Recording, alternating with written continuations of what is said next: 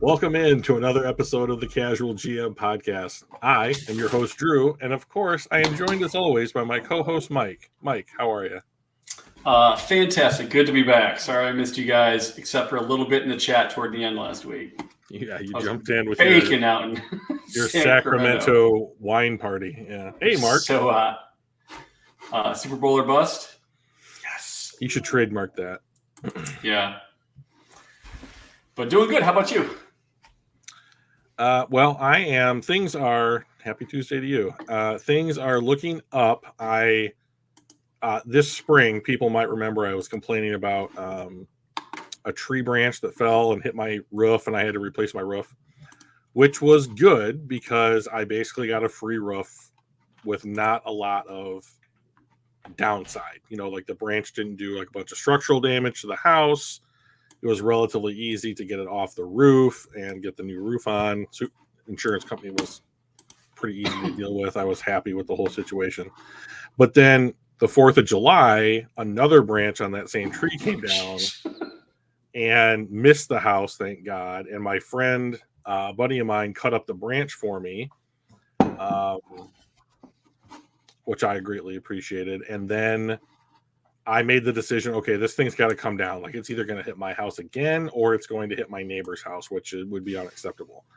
So I said last week, at the beginning of last week, I'm going to get some quotes, get this thing taken down. So I get the quotes. I accept a quote.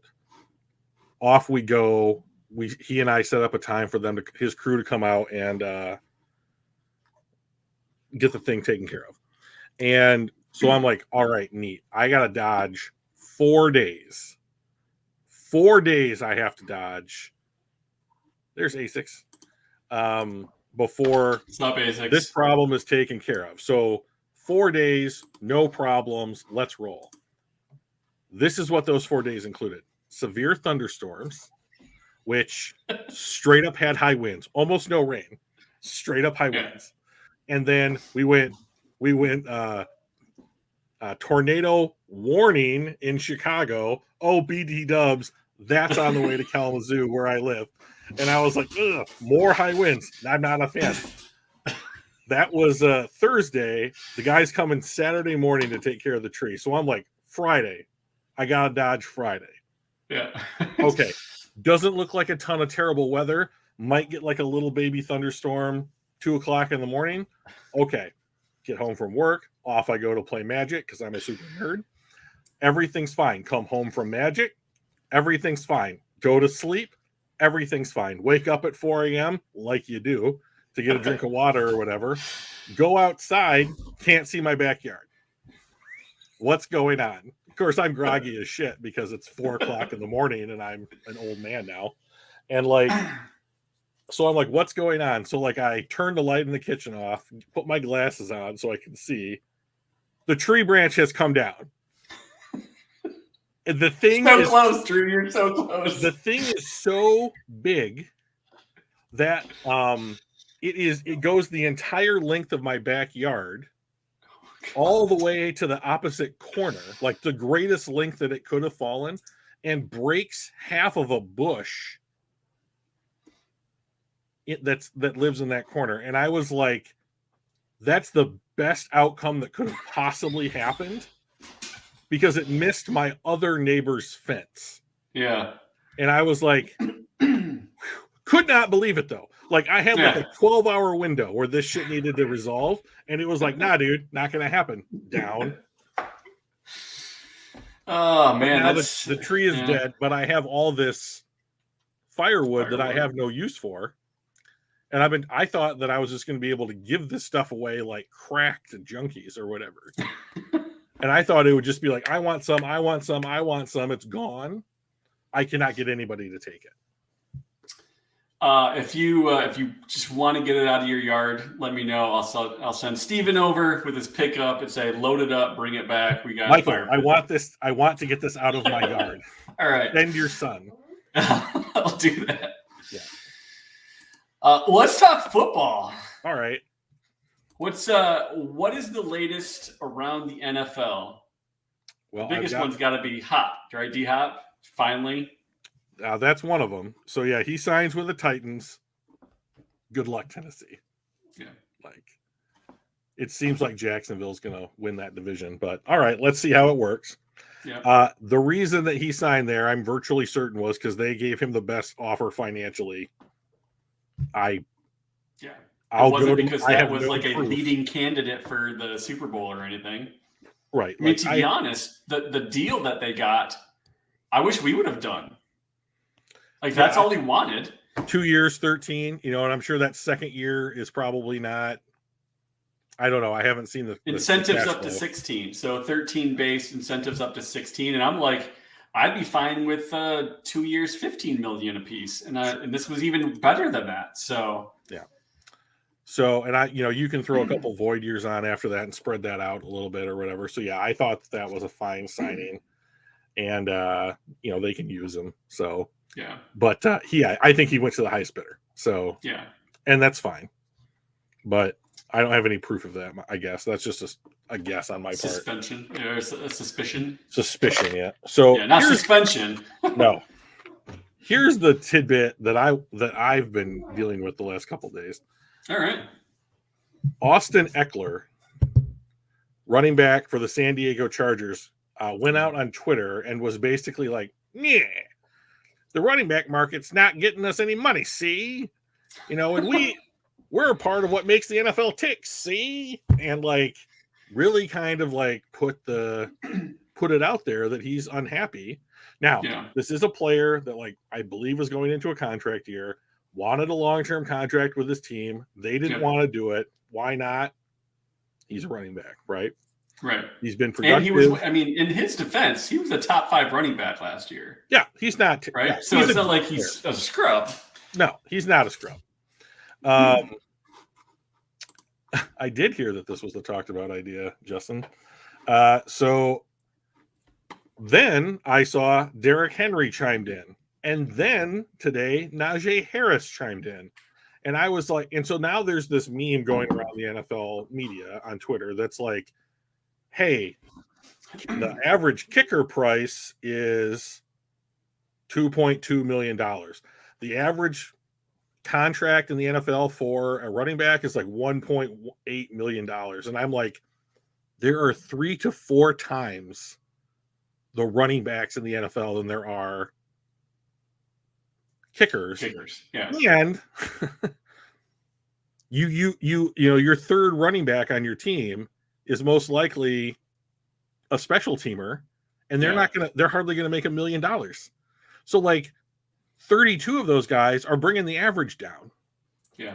At least 32, if not 64. Right. So like, every year you get a bunch of guys who are drafted that are going to produce. And by the way, the kicker is almost always the highest scoring player on a team. Yes, correct. So I was I think I said Derrick Henry, which I'm sure just absolutely cut him to the bone. I was like, dude, this math doesn't work out, right? Like, that's not what's happening. Like, and you can't use the second and third stringers in the NFL to justify you making 12 or 14 million a year. I mean, like, the NFL, and you and I have talked about this the whole time that we've done this podcast, the NFL votes and speaks with its dollars.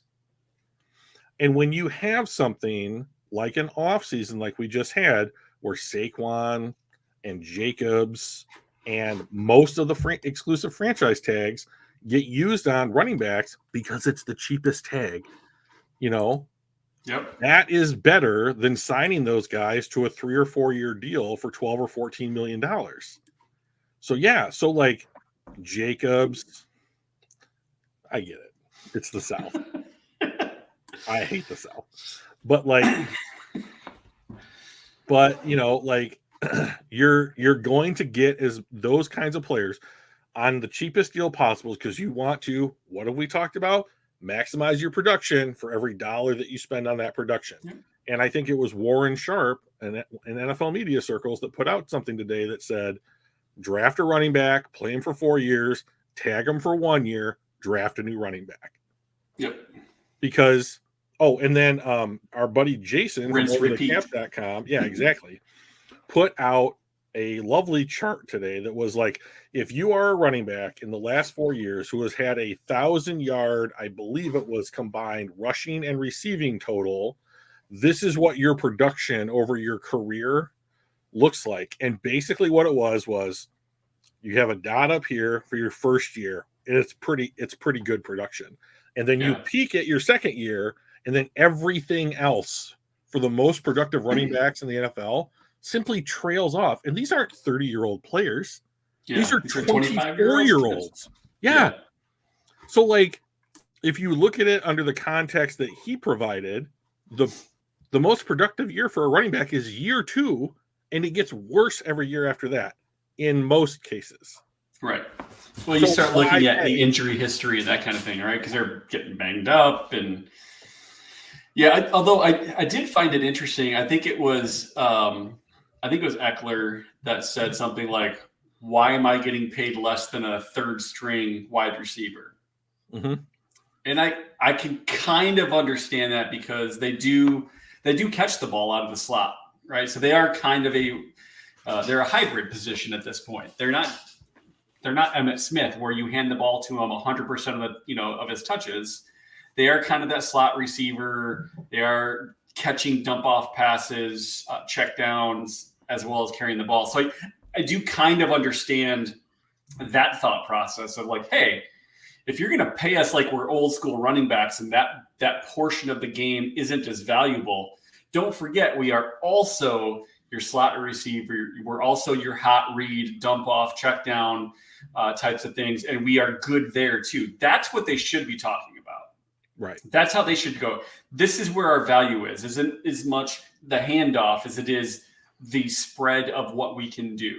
Right. And I think that will get them a lot further than doing I'm underpaid kind of thing. Right. And even Brad Holmes was talking about, he doesn't talk about Brad Holmes as running. Or Brad Gnomes. It was Brad Holmes. Okay. I just wasn't sure. Mm-hmm. He talks about Jahmyr Gibbs as an offensive weapon, even though I think that's kind of silly. Because like when we talk about running backs, it's in the context. That's what it is. Wow. So it's in the context of what are you paying that player? Well, in the NFL, no surprise, what you're paid is completely defined as to what position you play. That puts you in a box, and that box is defined by how NFL GMs and the salary cap determine who they want to dedicate that money to. Case in point, Quinnen Williams signed a new contract over the weekend, and for a long time, defensive tackles, not the sexiest position, not the most highest paid position, but now that it looks like it's going to become the 5th most valuable position on the team, replacing cornerbacks. And it's because Quinnen Williams gets 24 a year. Jonathan Allen, Dexter Lawrence, Chris Jones is up next. What do you think he's going to get? You think he's going to get 24? No. He's going to get more than 24. And they're going to continue to push that group higher. You have to be able to, if you're a running back, provide something outside of the normal, hand the ball off, run between the tackles for 3 yards in a cloud of dust in order to increase your value. And like we've seen players like, do you remember when Le'Veon Bell held out? Because he was like, I'm a running back and I'm also a wide receiver. You should pay me like I'm both. No one did. Yeah, right. And then he eventually got a contract and did nothing. Right. And like Ezekiel Elliott did not get a contract offer. He's not on a team right now. Tony Pollard, Josh Jacobs, Saquon Barkley didn't get second deals yet. And it's likely that they're headed. I mean, if they're going to hold out, but like it just doesn't benefit them to sit out the whole year because then, I mean, like you want to run the risk of what Le'Veon Bell did. Yeah. Well, and the same thing happened with tight ends, right? They were like, hey, we catch the ball a lot. We should be paid like wide receivers. Mm-hmm. And, GMs went, you're a tight end. But we catch the ball a lot. Pay us like a wide receiver. And then they basically went, okay, if your name's Travis Kelce, we will pay you like a high-end wide receiver. Like, you are that good. Right. But your normal tight ends, yeah, they catch the ball a lot, but that's not their role. And like, when it's a guy like who was the guy from the Dolphins, the tight end from the Dolphins that went to the Patriots this year? Gesicki? No. I don't remember. Anyways, he had a fight with the team. He was like, I'm a wide receiver. Like, look how many you target me like a wide receiver. I catch the ball like a wide receiver. I'm running wide receiver routes. I'm a wide receiver. And they're like, you line up off tackle, you're a tight end. Yeah. You are listed, Mike Gesicki. Like, you are listed as a tight end on the depth chart. You line up where a tight end lines up, you're a tight end. Doesn't matter how you're used. And they always lose that fight. They always lose it. You have to be top one. Because all the other, yeah, exactly. You need to be a one-of-one type of guy. Like Travis Kelce will win that battle. Right. Because he is who he is, right? Tony Gonzalez won that battle or a similar battle, right? Those surefire Hall of Famers, first balloters, they get that. If you're not that, if you're simply TJ Hawkinson or Gesicki, you don't win that battle. No. Don't even have it. There's one other thing that happened, and it's no big deal. But like, I saw on Twitter, someone was like, they put up a picture of Mike Trubisky next to a picture of Patrick Mahomes. Mitch Trubisky from Pittsburgh, or I don't know where he's at anymore. But it's Pittsburgh, I think. Okay. And it was like, the difference between these two, Patrick Mahomes is coached by Andy Reid, and I was like, that is not the difference. That is a difference. It is objectively a difference, but it's not the difference. Like, so you are a huge Matthew Stafford fan, right? I am. Yep. And you have argued for his greatness in a number of different ways over the years. Mm-hmm. The difference and the thing that I would have loved to see for Matthew Stafford in support of the arguments that you have made is, what would Matthew Stafford have looked like if he had simply had continuity in coaching for the first 10 years of his career?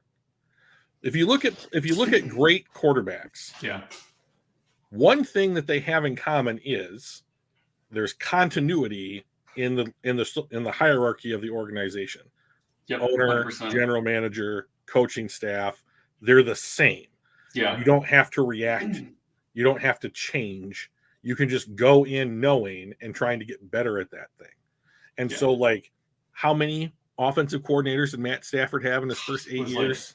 Like 4. Right. Like, every other year. Bad thing, and the bad thing is, like, his best one was Jim Bob Cooter. Like, yes. God, could you imagine if he had like an Andy Reid with Eric Bieniemy, or like a good combination of head? And our best head coach was Caldwell, who was essentially a 500 coach that allowed us to underachieve. Like, we never had coaching. I would have loved to see the kind of staff we have now with, that Stafford could have had 10 years ago. Yeah. So, like, do I think that Patrick Mahomes has benefited from the fact that he went to an organization that offered continuity, that had one of the game's best coaches in it? Yeah. Undeniable. I'm not saying otherwise. Yeah. But it's not a knock against the greatness that, like, quarterbacks like Brady, Manning, Patrick Mahomes, Montana. It's weird how all these top guys had great coaching staffs and great organizations that they worked with. Yes. I mean, wait, it's not a is not a coincidence. That is a reason. I think if Tom Brady started his career in Detroit, he would have been broken, and we would not have any Super Bowls. He would not go down as the greatest of all time. He may not. Situation matters. Yeah. A6 said something here that I want to really highlight. They were winning a lot of games with Alex Smith. He's right. Yeah. They were. They were an 11, 12 team. win team. They made playoffs. And what happened? They had that guy. Yep. The Jared Goff of Kansas City. And what did they do? They traded up to 10 to take a chance on a guy, and it worked out. Yep. And now and if it didn't work out, they still had an 11-win guy. Yeah. Right? Yeah. I mean, when I'm like, hey, take Anthony Richardson. Hey, move up, get aggressive. Let's go get Drake May next year or whatever, let's do what it takes to take a shot on one of these guys. It's not because I just think it's exciting, although it is, or It's not just because I love the chaos, although I do. It's because the NFL has shown us that when you are stable and you have a solid team and then you add that player, now you're playing for Super Bowls, and that's what I want for Detroit. Yeah. There was, and I'm not a big Colin Cowherd fan. Yeah. He's an entertainer. I agree with maybe half of what he says.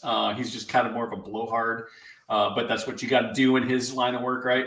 But one of the things that he had talked about, this was a few years ago, before, I think it was right before the Patricia era, or it was right after the first year or something.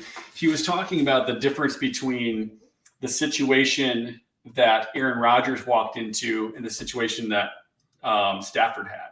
It's if you put them in the opposite spots, Aaron Rodgers came into a team that went to the NFC Championship team.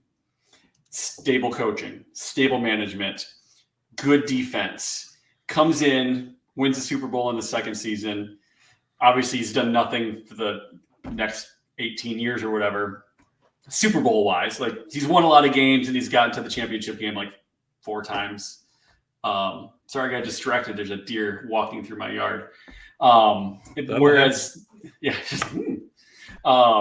And Stafford, on the other hand, comes to an 0-16 team.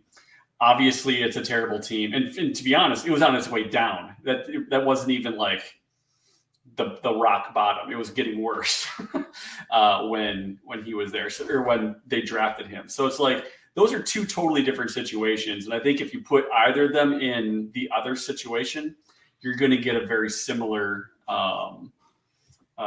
I think Stafford wins the same Super Bowl that Rodgers does, and Rodgers wouldn't have stayed in Detroit. I don't think he has the loyalty that Stafford did, but he would have gotten nothing in Detroit and went somewhere else. But situation definitely matters. So on that topic, we create our own situations, right? So we do that by hiring the right GM, hiring the right coaches, drafting the right players, managing the cap correctly. The thing that we kind of wanted to talk today about was extensions. Who do we keep? Who do we extend? And what the cap considerations are. Because I keep seeing on different Facebook, social media type posts, we need to extend Goff now. Give him a raise, extend him. Our cap is going up, so it doesn't matter. And the reality is that's not necessarily true. The cap is going up, but it still matters. Throwing even more money at him, and we've talked a couple times, who don't you sign, right? If you're going to sign him, who don't you sign? Because we can't also sign Amon-Ra St. Brown, Jonah Jackson, Penei Sewell, who's coming up. So I was I'm drawing a blank here.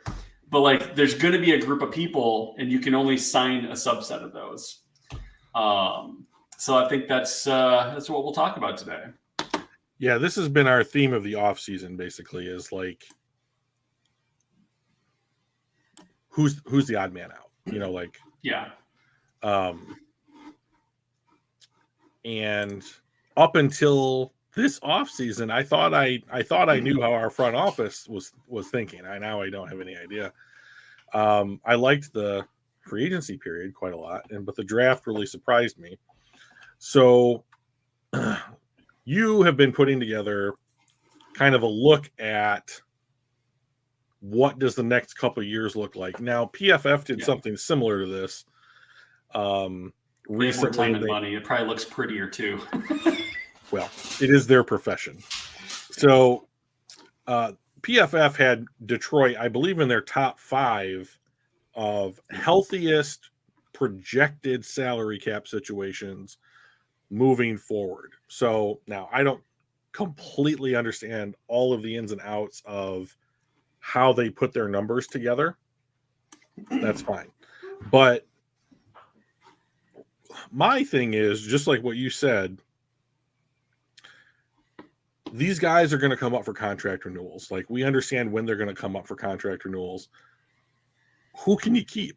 Like, do you want to keep one high price guy in an off season, or do you want to keep 2 or 3 medium price guys? You know, and like, and what's the opportunity cost of doing so? So what I did here was, obviously, I listed their position, final year of their contract. So this is this final season. And then, so that's the going into next, 11 months for 10 months from now, right? The final year cap hit. So like, what is their cap hit now? And then I kind of went through, and we can kind of talk about these as well if we want. But I went through over the cap and I did a sort on position. For example, these are the quarterbacks, and you can kind of see what their average salary is per year. And we can go through and do, say, left guard. And we can see Quentin Nelson, number 1 paid left guard, making $20 million a year. So I kind of use this to figure out what do we think these guys are going to make. So Jonah Jackson, right guard,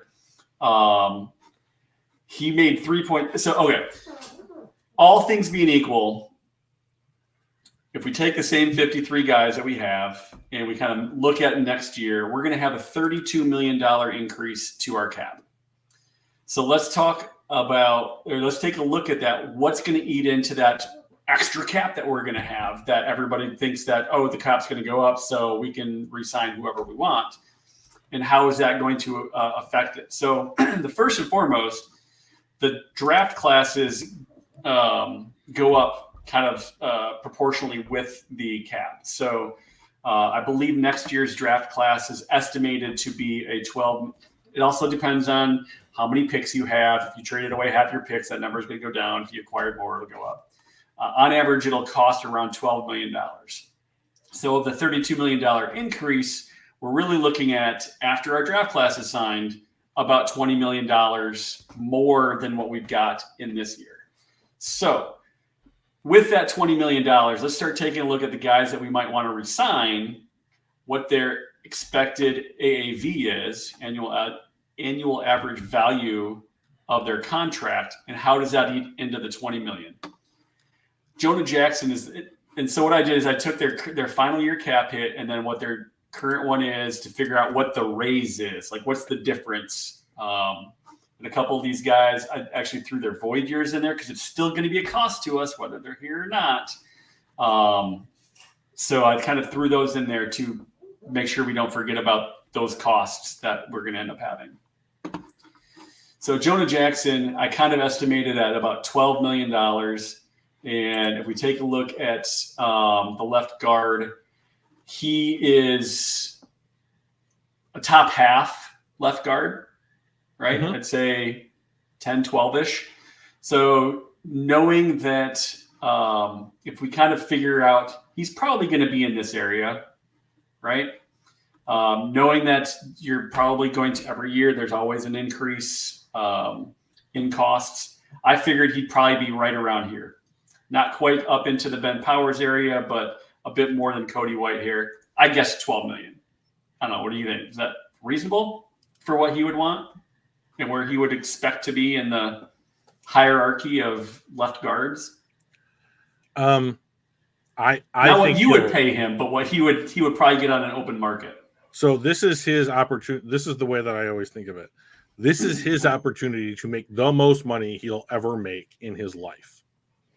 is Yep. this contract right now. And like, if I'm him, I'm asking for the world, and so like what I would do if I was Jonah Jackson or his representation, I would say, hey, I've played 98% of the games, whatever. I was a starter since I was a rookie. I've outplayed my contract. I'm considered to be one of the best left guards in football. Now, I don't think that he would ask for Quentin Nelson or I could see him asking for Laken Tomlinson money. Another former Lion. Former Lion, yeah. But I would be surprised, me personally, when we hear what he is requested for his next contract. If it's not 16 a year, I'll be shocked. So I was playing it pretty low then. So like I guesstimated 12. I figured he's probably not going to be up in this Ben Powers, Laken Tomlinson. He's not a top 6 guy, but he's like a top 12. Well, I think that he would say he's top 6. And so like, we're not making a distinction between right and left guards here. We're talking solely about left guards. But like, they do have a right guard number. And but he plays on the left though, doesn't he? He does. Okay, so that. Yeah. So like, I think he could realistically say, I think I'm the third best left guard in the NFL. But since other people have pushed that higher, I'm going to ask for more than what the third best left guard in the NFL is. So like, I don't think that he could ask for 20, but I think that he'll ask for something really close to 20. And I think A6 is right. Newest contract sets the market. Well, the newest contract of the best player, right, sets the market. So he's going to get paid more than people he's not better than. And that's very true. So I don't think that Chris Lidstrom or whatever his name is, he's a right guard, is the best guard in football. I still think Quentin Nelson is the best guard in football, although Quentin Nelson just had his first non-amazing year in the NFL. But like, that just goes to show what I think A6 is trying to get at here, which is that the best player at that position doesn't necessarily make the most money. Yeah. And so like what I think is going to happen is guys like Jenkins, Bitonio, Lidstrom, Nelson have pushed this market up. And now someone who maybe not is at the absolute top of the market, like a Jonah Jackson, is still going to be able to go to management and say, I'm worth this. The market is determining the fact that I am worth this. Now, my hesitancy with giving him that is Ragnow's making 17, 18, 19 million, something like that. Decker's making that. And then you have Penei Sewell the year after, who is going to ask we'll get there for top of the market money. He's going to ask for something like, I should be getting $24, $25 million a year. I'm one of the best right tackles in football. And right, what is the difference between a right tackle and a left tackle anymore? It's not you just put Lawrence Taylor on the left side, on the blind side, and have him beat whatever poor son of a bitch is over there trying to stop him. Now it's, I'm going to take Joey Bosa or Nick Bosa or whoever you want, Myles Garrett or TJ Watt or whoever, and I'm going to put him wherever the weakest link is. Yeah. So you got to sometimes that might be inside. Yeah. And so like, and that's the argument I would make if I'm Jonah Jackson, is that like, okay, dude, like I lined up against TJ Watt this many times, Myles Garrett that many times. I lined up against this guy and that guy and this guy because they're mixing and matching. You need me on the middle. You need me on that wall. You want me on that wall because I help you sleep at night. That's right, because pressure is going to come from every direction because it's so unbelievably important for defenses to generate. All right, so I don't think he's going to get 16 on the open market. I think he would get 16 on the open. You think so? Yeah, I do. All right, what do you guys think in chat? A6, Dr. D, Mark, if you're still hanging around, what do you think? So for the chat, let me frame my point. My point is a year from now, well, 9 months from now, we go into the off season and Jonah Jackson's an unrestricted free agent, and he says to the Lions, I want $16.75 million. And they say, whoa, hang on, Jonah. We love you and you're great here, but I don't know that we're prepared to do that. And he was like, okay, well, I'll test the market then. I think that some team that's like, we got some cap room. Like the Bears this last year had like $90 million to spend. There's going to be some team that's gone from terrible to all right to now we have money. But we're challenging for our division. Maybe to be honest, look at the Rams. Right? They shed their cap situation next year is night and day different than this year. Yeah, they shed something like $90 million from their cap for next year with Bobby Wagner leaving and restructuring Stafford and Kupp and those guys. They're going to struggle having players this year. And they're all young. They had like 13 draft picks. They've got something like another 8 undrafted free agents that are going to be in their training camp.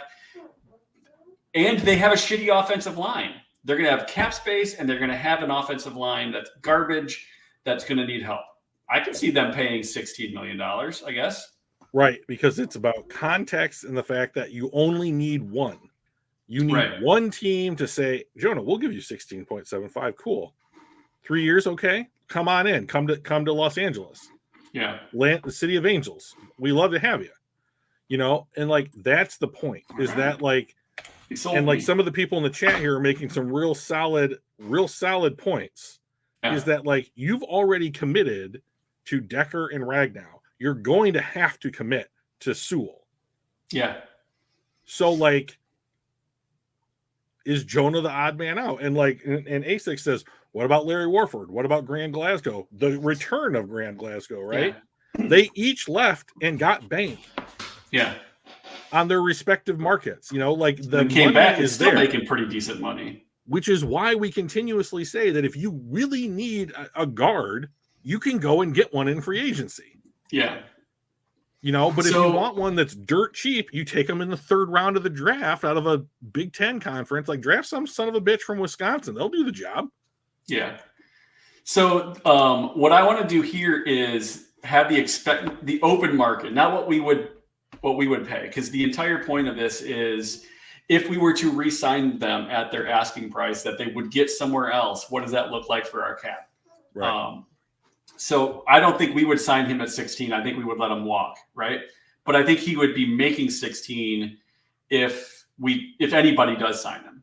Right. So of the $32 million increase, we're going to spend 12 of it on our draft class, and we're going to give Jonah Jackson a $12.8 million raise, which will eat into the $20 million difference between last season and this season. So we now have $7.2 million to play with. James Houston, because we put him on the practice squad and that nullified the rookie contract of guaranteed 4 years at cheap. We straight up cut him. So we cut him and put him on the practice squad. Well, yeah, he was a practice squatter. But when you do that, it basically nullifies the rookie deal. So he is currently making $1 million. Looking at the edge position, edge rusher, he's not getting TJ Watt money, right? You got to scroll a bit, right? But I can see him in this 10, 12. Dude had a sack a game last year, right? I don't think he's going to keep up that. He's not going to do 17 to 19 sacks, but I can see him asking for 12, 13 million bucks. Okay, so here's what I think.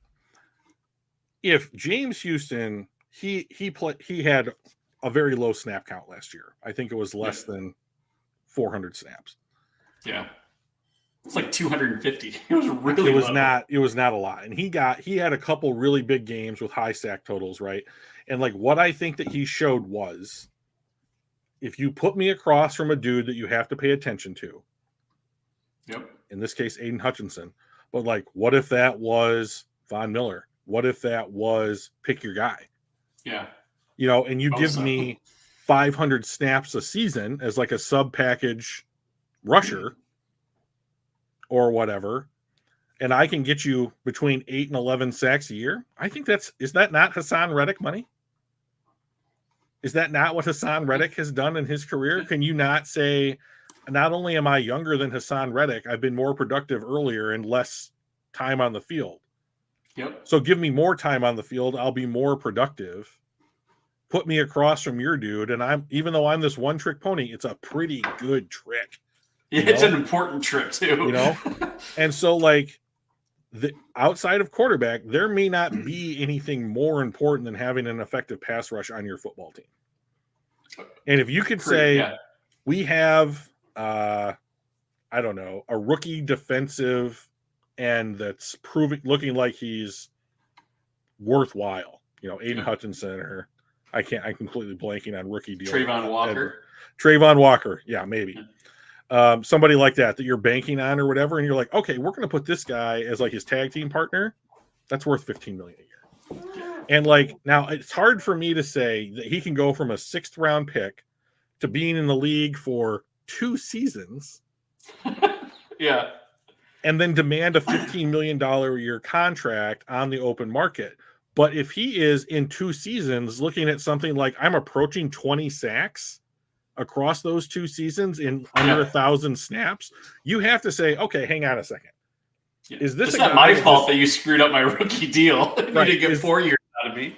Is this just a guy that Detroit made a mistake about? Is this just a guy that, like, this is a diamond in the rough? This is the Jason Mulata of NFL pass rushers, who UDFA 7th round pick, put him in a developmental program for a couple of years, the best left tackle in football.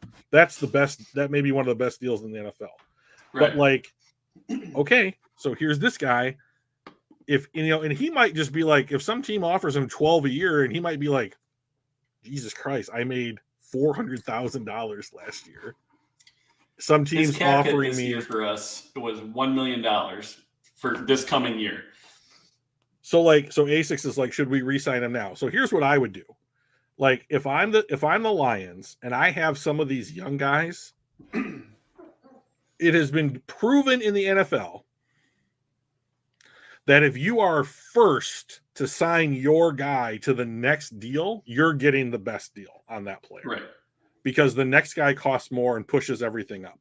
So like, if I'm the Detroit Lions and it's Thanksgiving 2023 and James is sitting there with 6 or 7 sacks, I'm gonna be like, James, let us have a conversation, my friend. Yeah, we got a lot of money this year. Let's fill up. We have $23 million of cap space right now. Yeah. Let's front load this shit. Yeah. How's 3 years 9.5 sound? You want to start there? And like, I would just be like, let's lowball the son of a bitch a little bit. I mean, like, that's where I would start. And if he comes back with no, I'm worth 40, I'd be like, okay, hang on, time out. But if he's like, no, I think it's 11. All right, we'll draw up the papers, like 3 years, $11 million for a guy that might get you 8 sacks. Cool. It's better than Romeo Okwara. Yeah. He's 23 years old. I'll do it. Let me see if we can roll a hard 6, like, I'm willing to take that risk. Now, I'm willing to take that risk because he's a rookie contract player. So some of the next guys that we're going to talk about, I don't know that I want to take the same risk. So Houston, are you good with leaving him at 13, kind of in the middle of we re-signed him early and then he has a killer year and now we need to trade Flowers. How dare you? He has a killer year this year and that just makes his jump go up even higher. Do we want to cut it in the middle here? Or do we want to go, he's probably going to make 14, 15. I don't want to pay someone $10 million a year because he had he had 8 sacks 1 year and half a season. Yeah. Like, that's how you end up with Charles Harris on your roster, but like Romeo Okwara. Exactly. Do that again, Romeo. But if he does it again, and the fact that you cut him and shortened his contract lifespan, I think that he's got the leverage in the situation. And if he wants 13, yeah, all right, cool. Not the worst deal. 3 years, $13 million a year. put a couple void years on that, front load a little bit of it. Let's see if we can get his very best years by the time he's 27 years old. Yeah. A6 has an interesting one. We'll come back to our normal stuff. Interesting article. A guy at work had the other day named the 4 Lions to earn the most money over their career with Detroit. Stafford, Calvin, Sue are probably 3 of the 4. I almost want to say Jason Hansen because he played for the team for 20 years, but it's also at kicker money. Yeah. He's going to blow us away with the answers. I just have a feeling. Yeah, it's going to be like Jared Goff is going to be the 4th one or something. Or Dre Bly or somebody. The most. I think those over their career, because it's not going to be Barry Sanders, right? Because the numbers are so much bigger now than they ever were then. Yeah, that's a good point. Like, it really leads me to believe like it's the 4 most recent guys, that played for, like, they had like a career's time span with the Lions. I could see Decker potentially being that guy then. All right, A6, I'm going with Calvin, Stafford, Sue, and Taylor Decker. I don't have any better guesses, I suppose. Wow. I was close. Flowers. Yeah, that makes me sad. The CBA prior to this CBA, when that guaranteed all that upfront money, those guys walked on the field. They were like the 3rd highest paid players of their position. Like Stafford, I think his rookie deal was $63 million for 3 years or something. Just unbelievable. Yeah. All right, so we're going to leave Houston at $13 million. We are now just re-signing Jonah Jackson and James Houston. We are now $4.8 million over the cap. So for everybody that wants to also sign Goff to an extension, think about that already, right?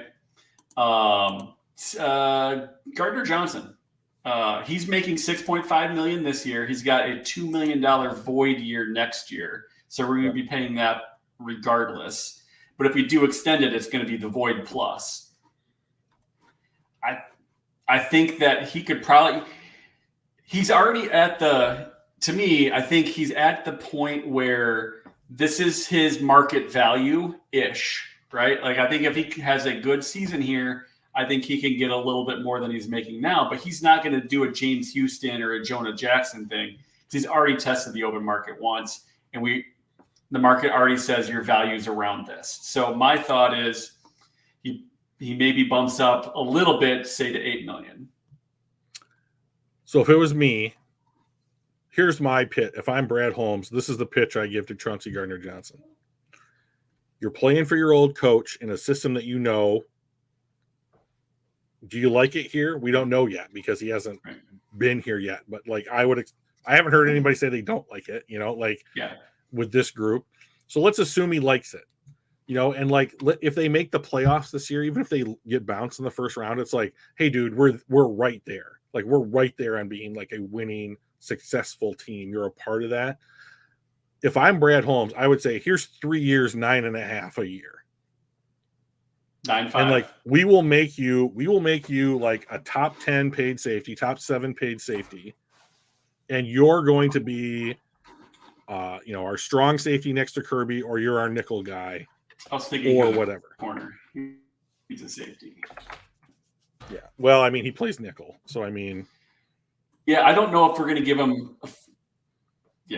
I think he was listed as cornerback and over the cap, which is where I was looking.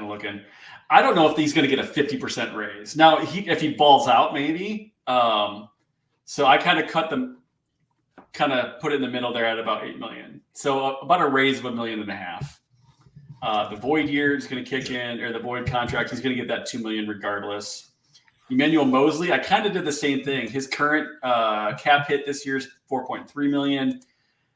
Assuming he plays even just at the expected, he doesn't even have to overperform.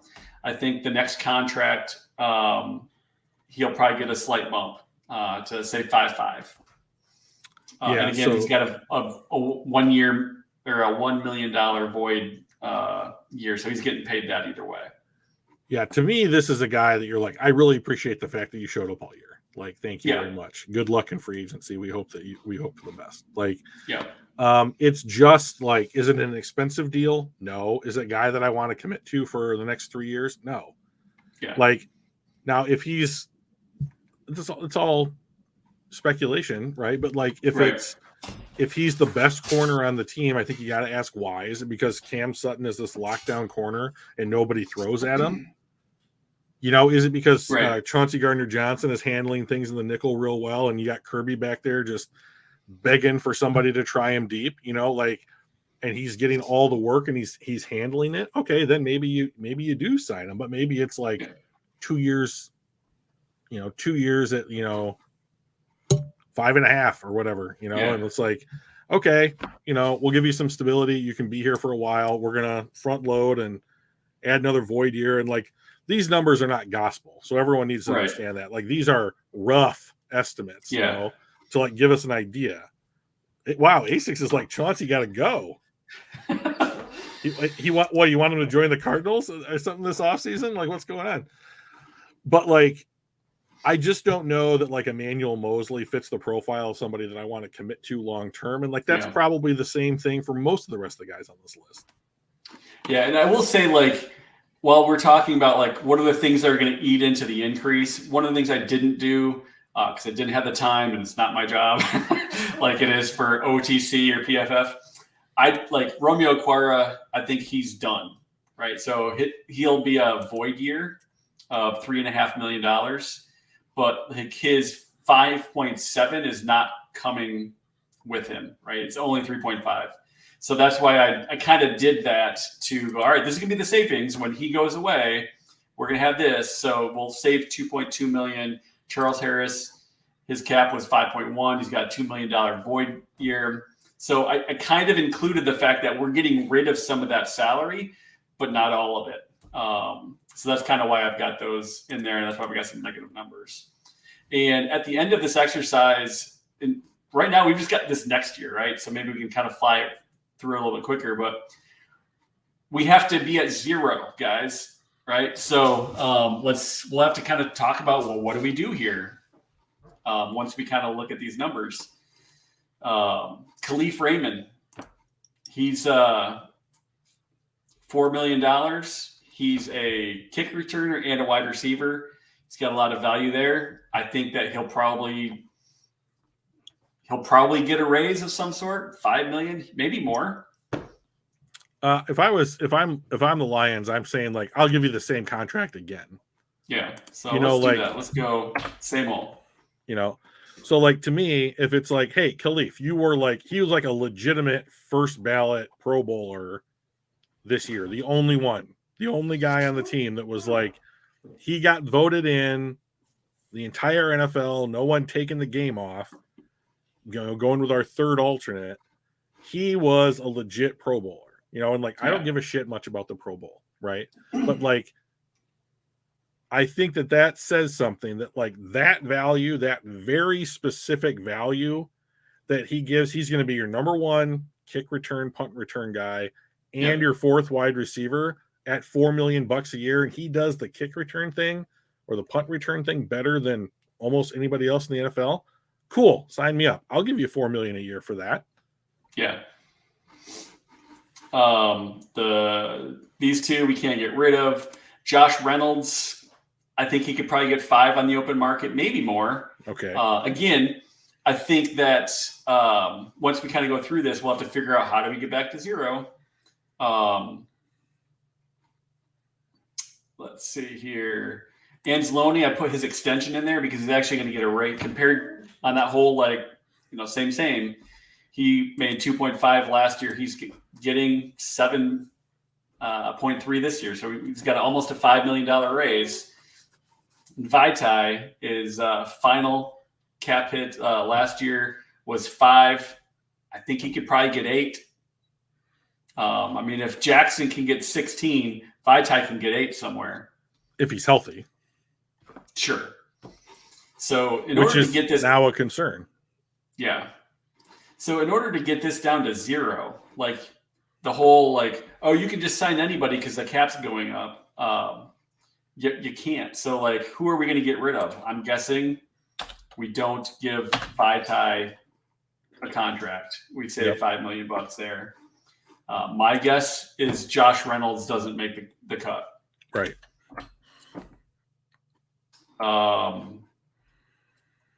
Maybe Mosley, maybe Gardner Johnson. I mean, I know that Asics isn't a fan apparently, but like Chauncey Gardner-Johnson is a legit top 10 safety with positional versatility that's playing for us this year on a deal. Yeah. And like, if you can convince that guy to take not much more than that and stick around for 3 years, you do that because he is a fan. But like, okay, my bad. But like, here's what he's not. He's not Justin Simmons. He's not Derwin James. He's not the dude that was from Jesse Bates that signed in Atlanta. And these guys that are making 14, 15, 16 million dollars a year. Like, I don't want to spend those amounts for a safety, but I'll spend 9, 5, 10 for a top 10 guy. Yeah. Yeah. So we're still even not re-signing Reynolds or Vitae, knowing that we're going to have to sign a different right guard. If it's not him, it's got to be somebody. Sure. I would get rid of Mosley. Mosley. All right, so we're now finally in the red or in the black. That said, we are going to have to pay some sort of right guard. So if it's not Vitae, it's probably somebody else in that $5 to $8 million range, right? So this exact thing is how your cap affects your roster, right? So like, the decision here in this scenario was pay your proven, soon-to-be veteran in Jonah Jackson on a second contract, pay your up-and-coming promising edge rusher, sign a couple of depth guys on decent contracts, but you lose your starting right guard, you lose your fourth wide receiver, you lose your CB2, right? So now you have to do what you just said, which is to replace those guys. So how do you do so in a cost-effective manner? Well, we've already accounted for $12 million in the rookie pool. Yep. So go out and draft a corner in the first round and like in the pick in the early to mid 20s. Go get a guard in the second or third. Go get your fourth wide receiver, your fifth wide receiver, in the second or third round. And like, I think that you probably upgrade your talent while improving your cap. But like the Lions are doing some version of this, probably much deeper and much more accurate, with numbers that we could only ever dream of having access to at some point. Right. But like, this is what they're doing. Like, this is how they are in one small way that they're saying, this is how we value players. Now let's also factor in their impact on the field, their impact in the locker room, what they're doing in the community, whether or not they want to be here, what their attitude is, all this other shit. And like, that stuff matters to whatever degree our front office or the people who are making decisions says it does. But like, the thing that I will always say is you can go find a guard. You can go find a guard in the draft cheap. You can go and find a guard on the free agent market if you need it. If you want to find a receiver, I think that the market in the NFL is oversaturated right now with wide receivers. Like, not as much as the running backs. They got running backs that are sitting at home. Right, but I mean, like, there are wide receivers that are available if you want to go trade, and no one is doing it because they're set, or they don't want to pay how the teams are valuing their assets. Yeah, but like, to be honest, go ahead. If you want to let Vitae and Jonah Jackson walk, like, this is the scenario that I want. You and I were talking about this off the stream the other day. Like, the best scenario for the Detroit Lions next year is if they cut Jared Goff, take a $5 million cap hit, free up $25 million, let Hendon Hooker take a crack at it, and if he becomes Jalen Hurts 2.0, fucking cool. Right. And then you can go out and you can spend in free agency, and you can do all the kinds of crazy draft shit that you want to do because you're set for the next 4 or 5 years on your cap. And then like, you can absorb Jonah Jackson and Penei Sewell and Aiden Hutchinson and Amon-Ra St. Brown and all these guys they have the problem the Detroit Lions have is a first world problem, which is they have a glut of really productive young players. Yeah. And they're going to have to figure out how to pay those guys what the market says they're worth and keep them in Detroit. And that's not easy to do. Yeah.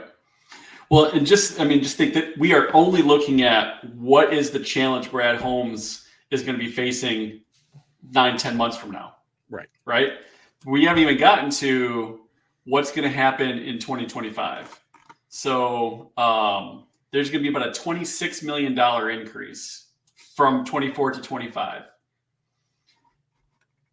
And of that 26, we've got to spend about $13 million for our draft class.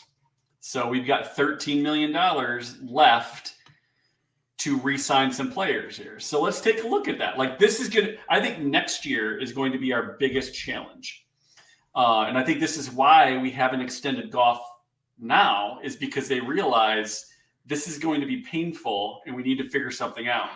So Penei Sewell, he's going to reset the market at right tackle. Let's go back up here and take a look at right tackle. And right now, the highest paid right tackle is $20 million. And that's not, I don't think that's right. Didn't like McGlinchey. Oh, maybe this is updated. Yeah, McGlinchey's at 17.5. Okay. All right. 22. Yeah. Go. Yeah, you got me. So he's gonna don't forget, this is also a year and a half from now, right? So there's gonna be other people that are gonna be bumping this number up next year. Right. So especially some of these young guys, I don't know how much is left. So Braden Smith, Taylor Motion, Riley Reef.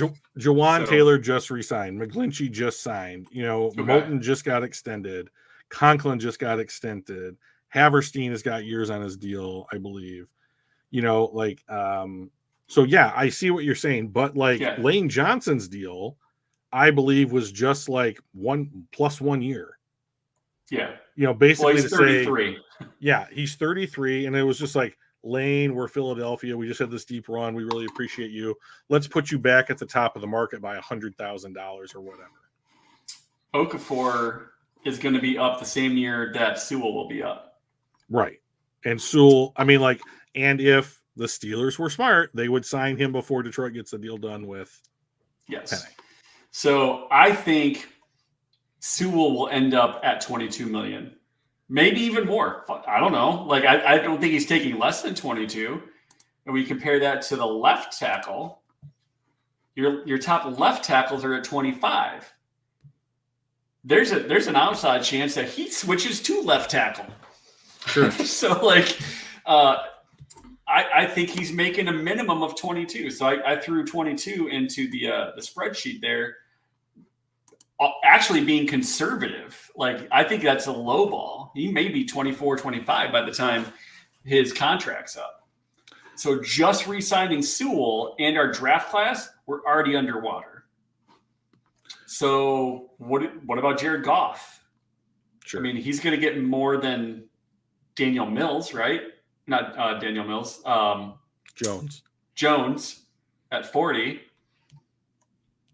Do you think he's going to take any less than 45? To be honest, I really don't have a very good idea. So, if you had said heading in, if at this point last year, heading into the season, and you said, Drew, Daniel Jones will make the playoffs and have the fewest turnovers that he has had in his career, what do you think he gets on a second contract? I would never have guessed $40 million. I would never have guessed it. Right. I would have thought they would have said, thanks, we'll try and trade you. But because the coaching staff was new and only had him for a year and that kind of thing. But Penei Sewell, to me, I think can make an argument that I'm not Laramie Tunstall. I'm not Trent Williams. Those are world beaters at tackle. Yet. But he's not them yet. Sure. Right. And that, that very easily could be I might be 2 years from now. Yeah. And it's And if I'm an NFL player going into a second contract, I don't want a 4 or 5 year deal. I want a 3-year deal. I want 3 Get paid years. quicker. Yeah, I want 3 years. I'll take $1 million or $2 million less a year because then I can get back into free agency faster. So if it was, to be honest, like if it was something like 3 years, 75, I don't know that the Lions would balk at that. Oh, for back on Sewell? Yeah. Yeah. Now, and you got like Goff, though, right? He's the next big guy. Kirk Cousins. I would not give Jared Goff a bag of oranges to be the quarterback for the Detroit Lions. Right, but what do you think he would get, right? Okay, so that's a very good question. So here's my thing. If Jordan Love plays like absolute garbage. Who is the last guy that made the open market at quarterback that was ranked as highly as Jared Goff? Captain So Kirk. coming out of Washington then. Yep. Okay, so click on Kirk. No, I would not have rathered we drafted Willis last year. That's ridiculous. So over somewhere is like his contract history. Yeah. So he went from the Redskins and he went to the Vikings, and at the Vikings gave him $28 a year, right? And that was 2018. That was 5 years ago. But like, I don't think that he would ask for less than 35. Oh, are you talking about Goff or? I'm talking about Goff. Like, so Kirk Cousins 5 years ago left Washington, hit the open market, and got 28. What does 28 look like? In 6 years later on the open market. So and Goff was 35. Not 26 years old. Like the only reason that Kirk Cousins had a career like he's had is that Robert Griffin III got hurt. Yep. And he had an opportunity to play significant snaps. And nobody wanted to give him a long-term contract that you could spread the cap over. So he was franchise tagged, twice in Washington? I believe so, 16 and 17. Because look, it goes from 700,000 to 19 million. Yeah. So, Tom Brady. That's a good point. That's a good one. Yeah.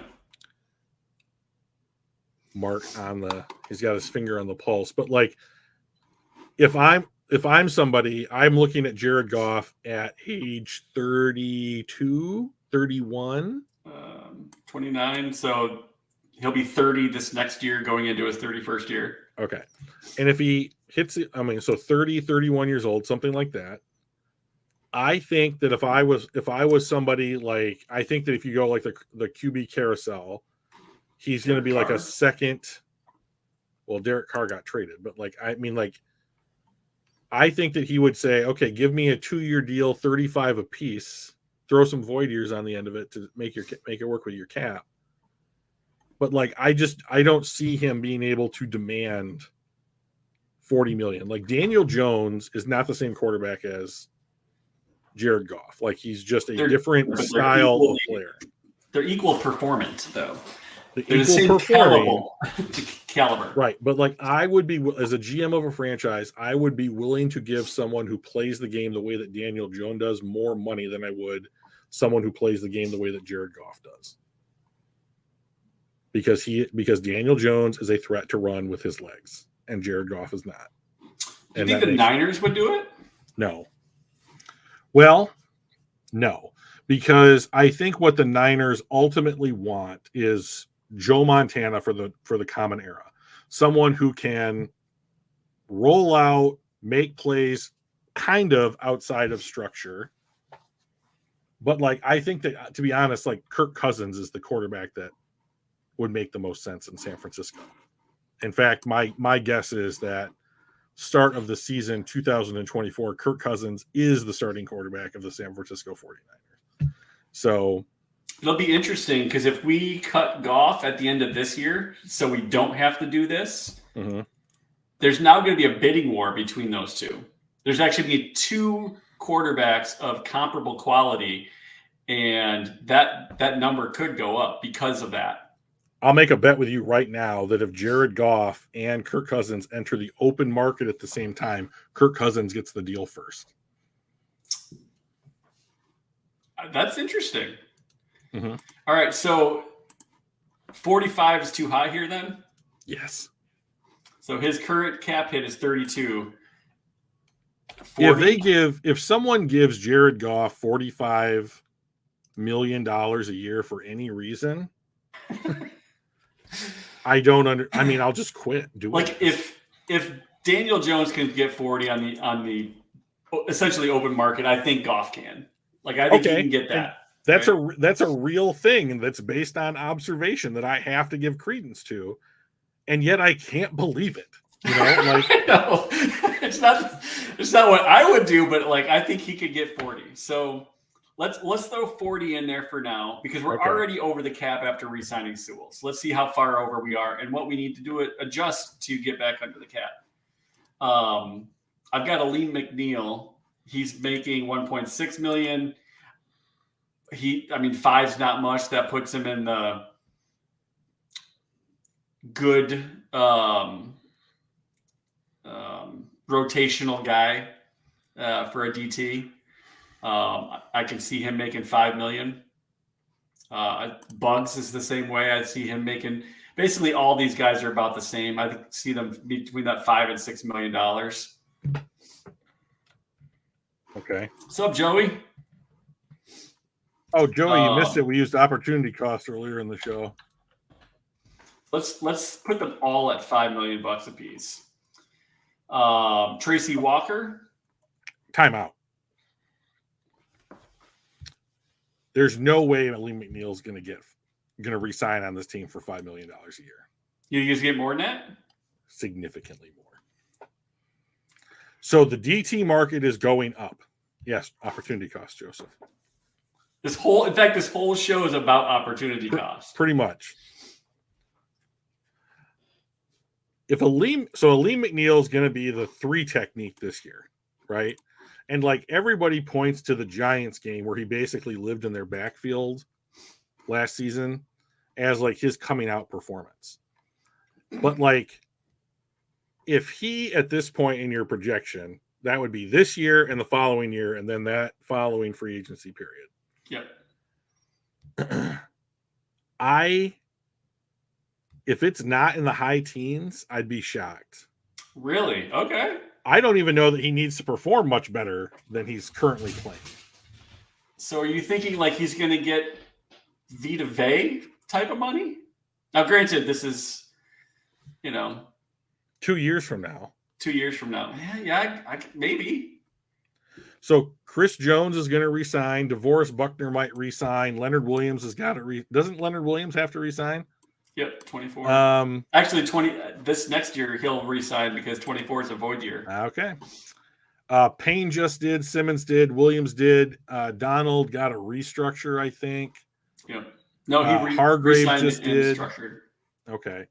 So like, Armstead, unless he the thing that McNeil can do to put himself in this tier of how he's going to get paid is he needs to be able to get consistent pressure. You don't need to be the 2-gap nose tackle, shed a blocker, stop the running back and the B-gap kind of player or whatever, like A-gap, whatever.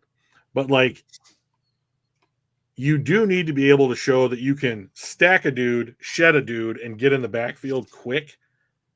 Because if you are not going to either A, be an elite nose tackle, A, B, get pressure on opposing quarterbacks, you're not going to get this kind of money. Yeah. And like, I think coming off a getting your second contract, if the Lions say, hey, $5 million a year, come on back, he's going to be like, I'm testing the waters. Yeah. And the other thing that he's got going for him is you've got a lot of what I'd call mid-tier players that are coming up on restructures or extensions. So Stewart, Cox, Rankins, Davenport, Reeder, like all of these guys will be getting a contract between now and when his happens. I mean, guys like, Donald signed a giant contract, but he's a unicorn and everybody knows it. So that's not who Aleem McNeil is going to compare himself to, right? So, but what he can do is he can start comparing himself to these guys. And when they go from 9 million to 13, 14, 15 million, I think you're probably right. I really lowballed it. I was wasn't really thinking too clearly on that one. So let's say 16 mil. Sure. What about Bugs? To me, Bugs is a depth player, and then when his current contract is up, it's going to be like we can find the next you that's 2-3 years younger. Okay. Or we can replace you with a draft pick. Maybe Broderick Martin, our 3rd round pick this last year, ends up being what Isaac Bugs is right now. Or maybe he's better, maybe he's worse. I don't know. But I don't think that Bugs is a player that's going to be in the long-term plans of the Detroit Lions. Yeah. Which is a bummer because he seems like a good dude and a hard worker. But at some point you have to draw a line that says, all right, we think that we can upgrade here. And I think that he is upgradable. Even though I like the player. Well, don't forget, Onwuzurike is also going to be a free agent at that point. So if we're losing both of those guys potentially, especially if he continues to have injury problems, we're going to have to go through something in the draft. Correct. So I would go 0. I guesstimated. 0. Stop saying guesstimate. Just say estimate or guess. I estimated. All right. So Tracy Walker, this is his, and because it was before I started doing a void separate thing. His void year is 2.5 million. So assuming we're going to cut him or not re-sign him, I should say, we're going to be saving $10.3 million. Cool. Even if you don't re-sign Chauncey Gardner-Johnson, you're probably going to start that kid from Bama, Branch. Yep. And so I don't need you to another contract, Tracy. Now, I don't think that Amon-Ra is going to get $30 million because we have not. You don't think so? Not a year. We have not had a $30 million wide receiver yet. I don't believe. Okay, Tyreek Hill's the first one. So here's what I think would be realistic. So let's see. Justin Jefferson's going to reset the market. T. Higgins is going to get a contract.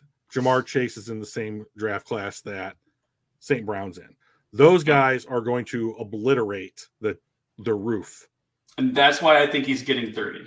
Okay. So let me tamper those expectations a little bit. Those guys are top 5 picks, except for Higgins, who was top of the 2nd round, end of the 1st round. That doesn't matter. Why not? Because it's not where you were picked; it's what you're performing like. I think it absolutely matters. In the Hall of Fame.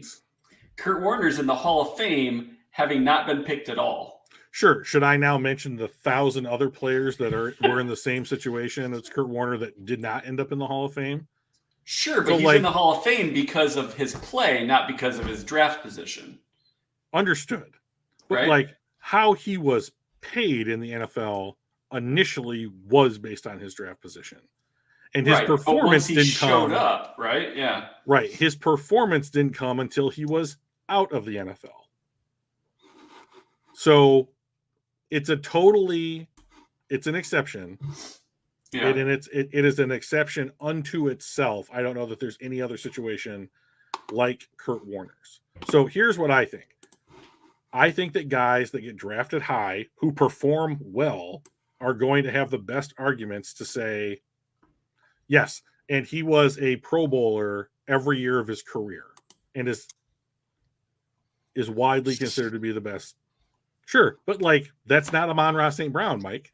He's been in the Pro Bowl both years. As an alternate. So yes. So it is but he's also widely considered a top 5 wide receiver right now. Sure. And I would agree with that. And if he has 2 more years, right? And obviously you have to project health and continued similar level of play. But if he continues to be a top 5 wide receiver, I mean, why wouldn't he get 30 after Justin resets the market and Chase probably immediately thereafter, like as soon as they can sign him to an extension, they will. Right. I don't see him making any less. I mean, maybe he makes 28. I think that so here's what I think is that, like, if you're the Lions and you say we absolutely want Amon-Ra St. Brown to be a part of this team, right? Mm-hmm. Second contract guy, we're going to offer you. That's not a problem. We just have to negotiate a number. And for the first 4 years of his career, Amon-Ra St. Brown is something in the ballpark of 100 catches, 1,000 yards, 6 touchdowns a year, with a drop rate of like 2%. Like, he is as reliable as they come. That's great. That's great. But I don't think it's the kind of thing that you say, we are paying you like you are a number 1 wide receiver. He is the best safety blanket in the NFL behind Cooper Kupp. True. I don't know if it's got his stats in here or not. No. Oh, yeah, statistics. Right. He's missed 1 game. That's great. Do you know who Cooper Kupp is? I am aware of who Cooper Kupp is. Yeah, I mean, he's also the 3rd highest paid wide receiver right now. Do we want to, like, where do you think he would fit then in the open market? So I 28? think, here's what I think. I think that after 2 more years of the market being pushed up, and the fact that I don't think that he can keep this amount of production going, because they drafted Jahmyr Gibbs, they drafted Sam Laporta, Jameson Williams will at some point play football for the Detroit Lions. You're making some assumptions there. His target share simply will have to decrease. So I think you're looking at something like 24, 25 a year for what amounts to a number 2 wide receiver on the Detroit Lions. Even though he's been the most productive, what they did this year is they said, we are going to go out and we are going to put a package of players around in the offense that are put the ball in their hands and they can make something happen with it. Okay, that's who Jahmyr Gibbs is. That's what Laporta has been billed to be, is you get the ball into these guys' hands and they're good after the catch. Well, J-Mo's not anything right now, A6. Like, he's not even a number 2. He is a question mark because you don't know who he is when he's healthy and playing, because he wasn't healthy and now he's not playing. So he's only going to go half the season without getting, at least half the season of this coming season, with a limited amount of So basically receptions. Basically my opinion is you are going to have 1 2/3 seasons, what he's not suspended for this upcoming season, and then the following, I'm assuming, full season. Yep. That is the track that parallels between Amon-Ra St. Brown and Jameson Williams. And if Jameson Williams shows that he can be the type of threat, maybe not as productive, but the type of threat that demands special attention due to his speed, that is more valuable than what in the NFL than what Amon-Ra St. Brown brings to the table. Even though I think that those 2 things are close. Yeah. And I don't think that you can say, we're even 2 years from now, we're going to give our number 2 wide receiver $30 million a year, because what that says to Jameson Williams is, I'm going to ask for 36. So, like, and you have to consider that. Yeah, I mean, it's tough because we're projecting out 2 years, right? We're projecting, hey, Jameson Williams was a number 15 overall pick. We traded up to get him. If he wasn't injured, he would have been a top 5 pick, most likely. Mm-hmm. Like, he is that quality dude. So let's make the assumption that that's what he plays like. And if that's the case, then he would be the number one, and St. Brown would be number 2. But if he just plays like a good wide receiver, then the roles are reversed. So we don't really know, but I think that it kind of makes sense to, if we're going to make the assumption of like his continued progression, we also need to make the assumption of Jameson Williams being worth the draft pick that he was at. Right. So like, I guess all things being equal, if you just copy and paste St. Brown's stats over his rookie year, he'll have something in the area of 400 catches for 4,000 yards, maybe 4,500 yards, and something like 20 to 32 touchdowns, right? Like, that's great. I'm not saying that that's not great. And like, but like, that's also what I would also say is that's not like, I'm a special wide receiver. I do elite things. Right. I don't think, like, I think the thing that he does that's elite is separate. But like, he's also like, ASIC has got a lot of Cooper Kupp action in the chat right now.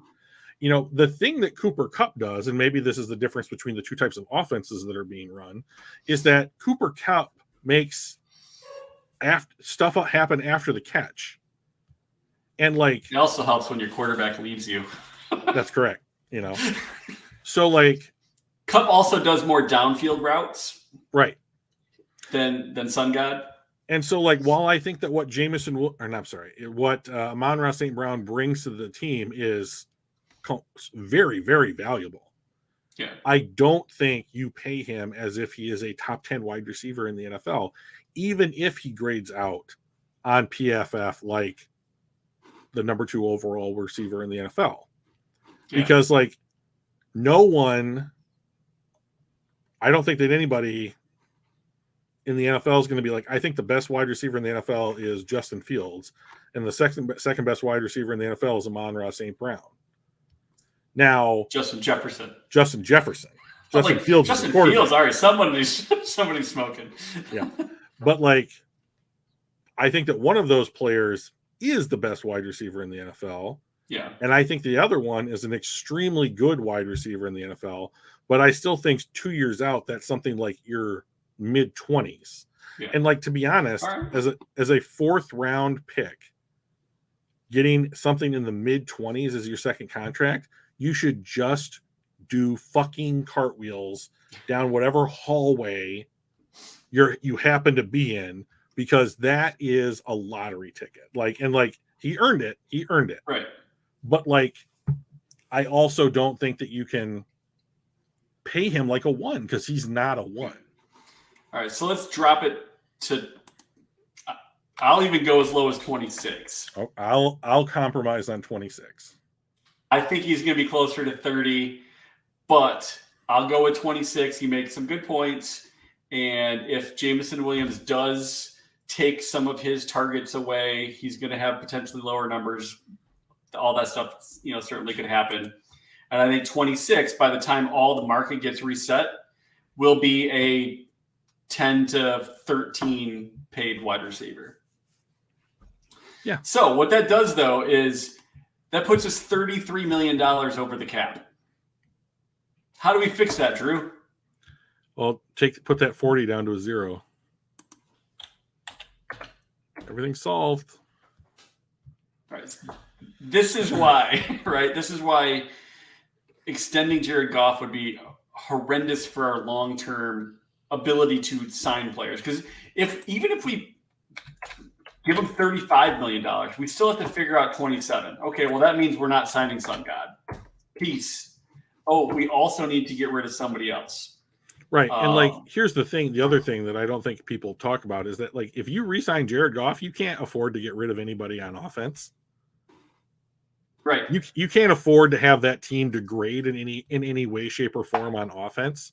Like, this You're certainly not getting rid of his safety blanket. Sure, exactly. And like, the point is that, like, as the team gets better, Jared Goff plays better, cool. Then you have to maintain that. And if you have to pay through the ass in order to keep St. Brown on the offense, because Jared Goff throws to him more than any other two players on the offense combined, then you have to do that in order to keep Jared Goff good.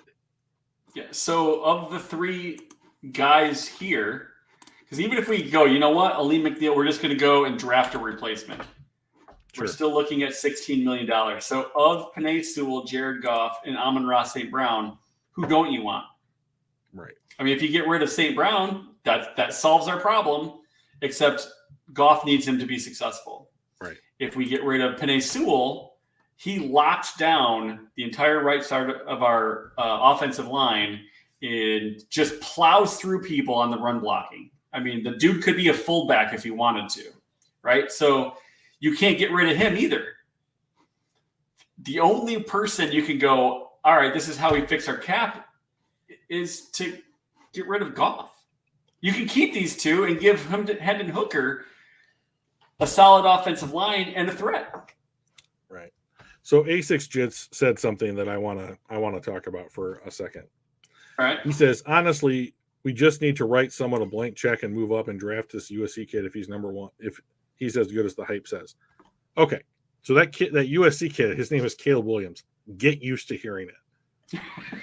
Because he's, unless there's an injury, he's more than likely going to be a back-to-back Heisman Trophy winner, and he might get USC to the college football playoff. Maybe. Who knows? That's why you play all the games. Regardless of that, if he is not the number one pick in the NFL draft, I would be completely shocked. And like, your Arizona Cardinals have got two really good chances at getting that number one overall pick. He's not the Cardinals fan, by the way. That's not him? No, different guy. Is this Ryan? It's Justin, but the guy that the Cardinals fan, not the same guy. Not my apologies. No. But anyway. here's my point. Whoever has the number one pick in the NFL draft this year, there's no trade package. Yeah. There's no trade package that will get them to move off the first overall pick. There's you have to do it now with the hope that you win the lotto. Like, right. I traded with the right team. The Cardinals do suck, and they suck. They're sucking at the very right time. Yeah. Because this is what I think is going to happen with the Arizona Cardinals. I think they're going to have the first two picks in the draft, and they're going to trade Kyler Murray in the offseason, and they're going to get a ton of cap relief and some more draft picks. And then they are going to take, I think, what are going to be two all-pros real quick in Caleb Williams and Marvin Harrison Jr. And I think that the NFC West is going to be on notice real quick.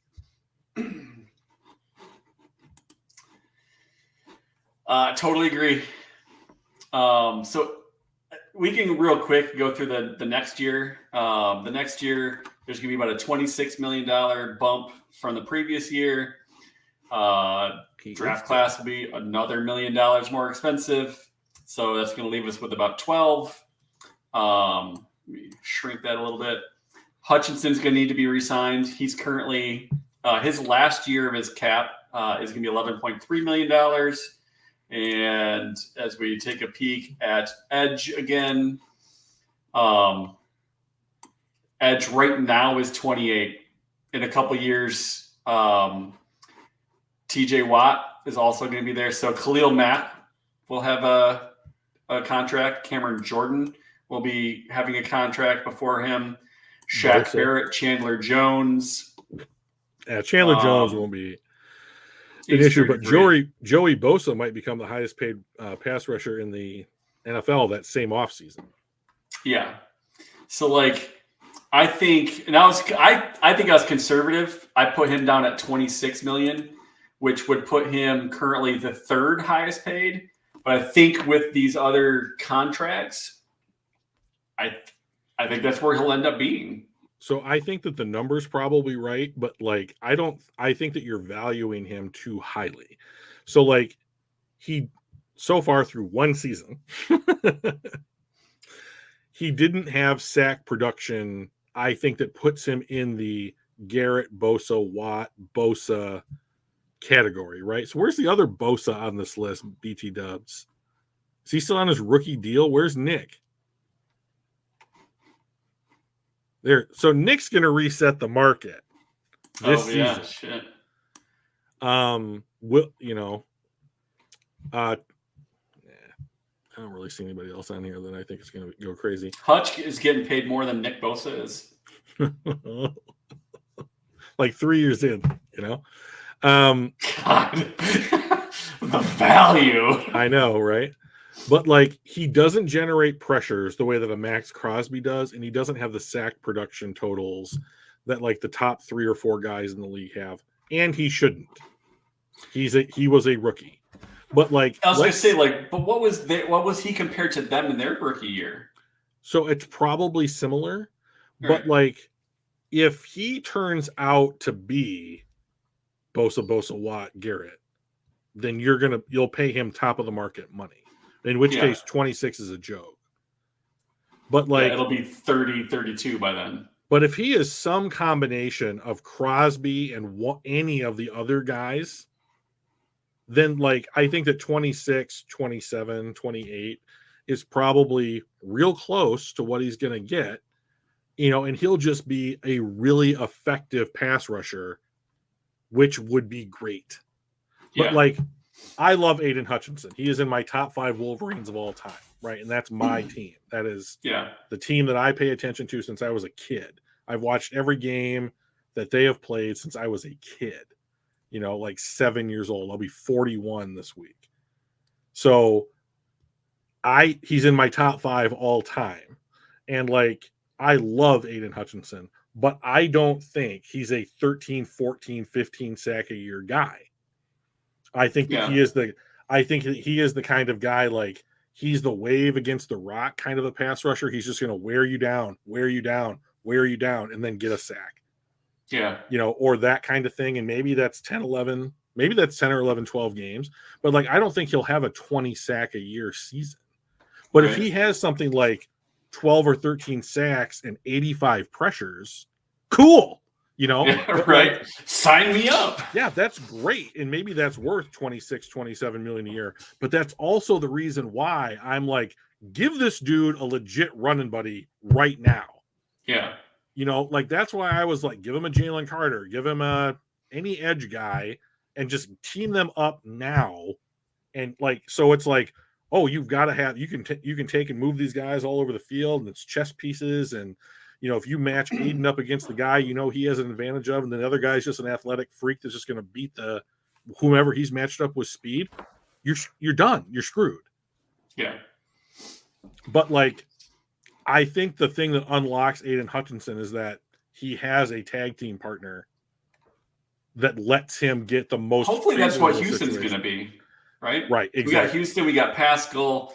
I think we're going to have one or both Aquaras still for this next year, although probably not for future years. But like, just re-signing him, even at $26 million, assuming he doesn't turn into Nick Bosa and command 30 to 33, we're over the cap. And we still have to go with Kirby Joseph. I think $10 million is conservative if he plays well. If he's a guy that's gonna, if he's gonna average 4 to 6 picks a year, and turns out to be like, that's a legit free safety that you found in round 3, then I could see him making that, or maybe a little bit more. Yeah, I mean, like, I would think something like Budda Baker might be kind of like his ceiling for who he could be as a pro, but like, Budda Baker 2-3 years from now is going to be 17 million. You know, and like, I don't know that I want to pay that for a safety. Which is probably why he may be one of the guys, but like, I think $10 million probably will be a steal. He's probably going to be closer to like the $12 to $14 million range. If you told me Kirby Joseph had his rookie season again through his rookie contract, and then second contract would have his rookie season every year, I would give that guy $10 million a year. Yeah. Yeah, but you're probably going to get 14 or 15 on the open market, wouldn't you? Right. 3 years from now. Right. And that's why they're like the second lowest paid position. Yeah. So let's say $14 million. Cam Sutton, I think he's going to end up being a cut. Like, he won't be a guy that's around. So I gave him basically no raise. But I think zero's just not being on the team is the correct thing. Although we are going to have to pay $4.3 million. This was if we did re-sign him. If we didn't, it just costs $4.3 million. Rodrigo. It's a linebacker. You think we re-sign him? It's a 6th-round linebacker. I mean, I like him, or whatever, but I'll cut him after the. But for this exercise, just to prove we can't sign everybody. Like, he's going to get 6 to 8 on the open market, wouldn't he? Yeah, and that's the guy that you can't re-sign. Right. So we're going to give him 8 because Anzalone is making 9, and he's better. He's going to be better. But you're not going to re-sign him. Sorry, 7.3. So we'll call him 7 if we were to re-sign him. So Anzalone's last year, he'd be making 7.3. I don't think we re-sign him. We save $7.3 million. David Montgomery, he's going to be making $7 million. I think that we don't re-sign him, and there's a draft pick in there instead, and we save another $7 million. Yeah, I don't know why you've put a 7 for Rodrigo. How much do you think he would get paid? I mean, I think he would probably make about Anzalone money, wouldn't he? Yeah, but that's we're going to re-sign the player column. Yeah. Like, if we were to re-sign him, he's going to get paid $7 million. Yeah, I don't think that we're re-signing him. Well, this is if we were going to, this is what he would cost. And sure, we've got Cam Sutton as a 0, right? Yeah, that's, I guess, true. Well, originally I had it at 13.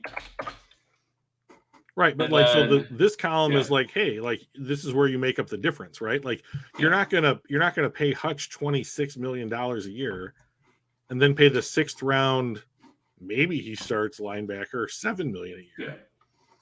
So I think Sutton we can't keep. Rodrigo we probably can't keep. We're still $6.8 million over the cap because Jameson Williams is going to get at least 20. See, I think he's going to be more. He's going to make more than St. Brown. So we'll say 28. Yeah. So we're still $14 million over the cap. Bye, Kirby. Right. We're still over the cap. All right, let's restructure somebody that we just signed in this next year. And that's the part of this that I don't think that this exercise is really given that kind of credence to. They are going to restructure 3 or 4 guys a year that makes sense. They are going to lose the bottom third of the roster every year. And even though that's the least expensive third of the roster, it's still, 14, 15 money. Guys, and so you're going to have that turnover, and that's where the difference is going to come in. But the point that I think this exercise makes is can you re-sign everybody? No. Does everybody that you re-sign, maybe you can re-sign all of the up and coming young guys, but you have to lose the back end of your roster to make that happen.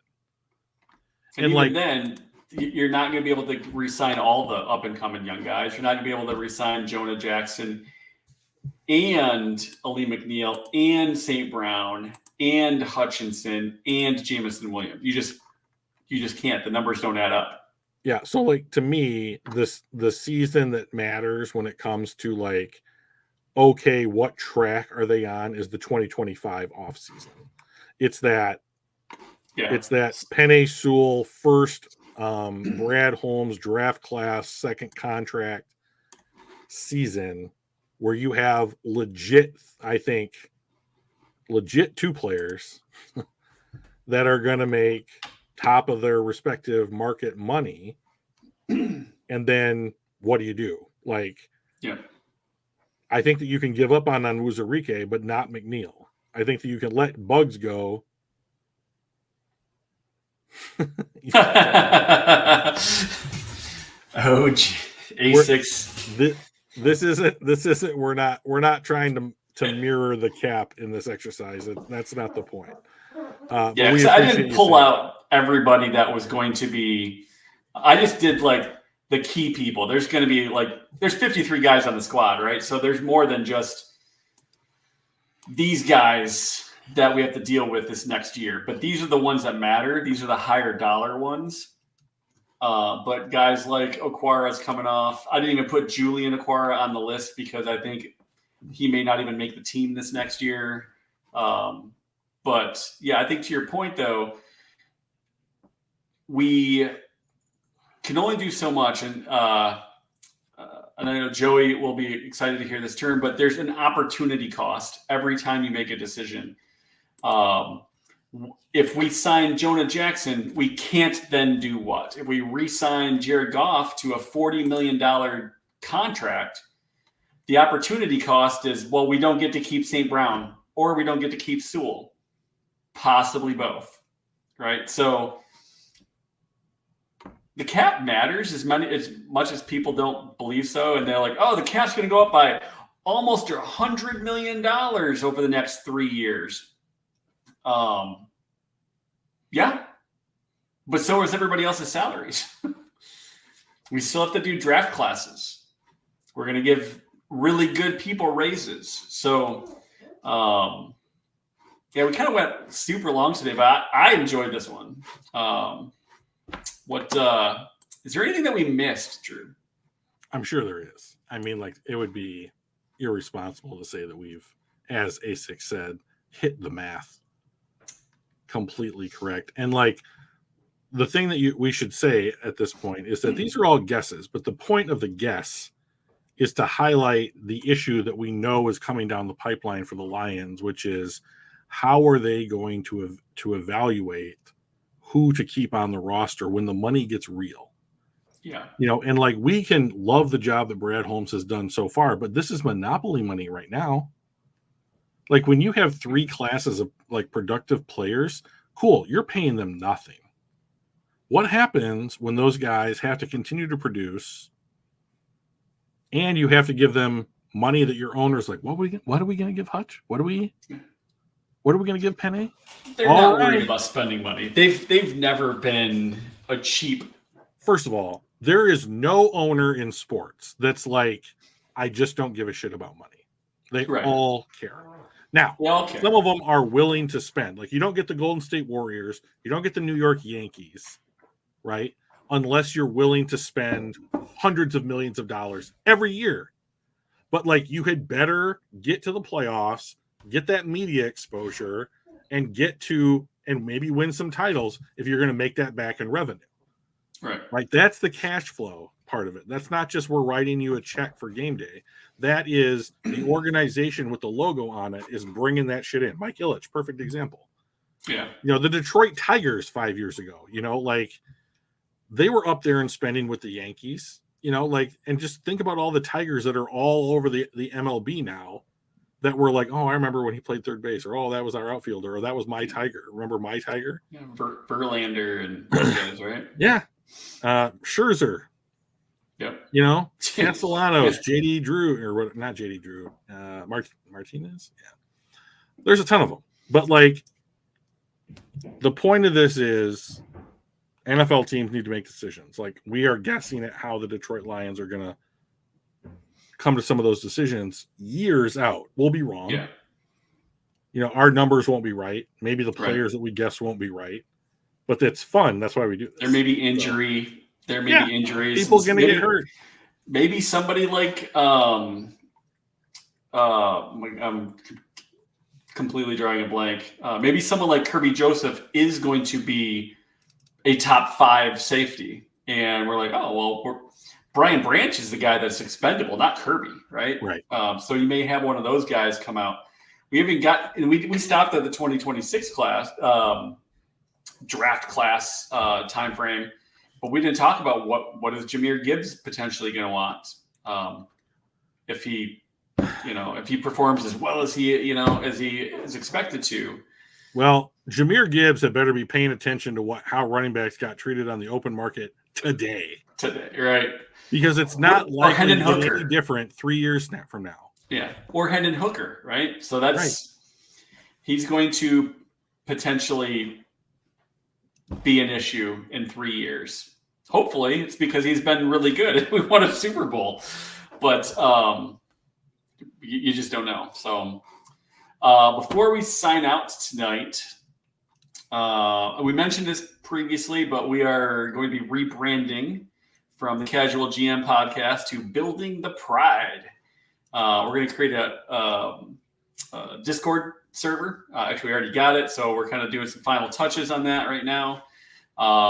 So in the comments, throw some ideas out there for what channels we might want on the Discord. Do we want to have a draft channel, a week by week channel? Like how do we want to do that kind of stuff? Let us know. We'll build it to your specs. And something I haven't even asked Drew about. Do we want to put together a Building the Pride free fantasy football league this year? You guys like Joey and A6 and Dr. Detroit, all the guys, and see if anybody wants to join the fun? So I have been looking for a fantasy football league for about 3 years now. So whether that's with our channel members or just you and me finding a league to go be in, like, we need to make that a reality. Let's do it. Because I get kind of geeked out on like low consequence competition. So exactly. So cool. All right. That's what we got. We'll probably debut the Discord server and all the new branding hopefully soon. We're getting real close. But either way, we'll be on at 7:00 on Tuesdays. And like, comment, subscribe, all that jazz. Email us right now at casualgmpodcast@gmail.com. That will change. Or add us at casualgm1 on Twitter, which will also eventually change. But until it does, that's where you can reach us. Right.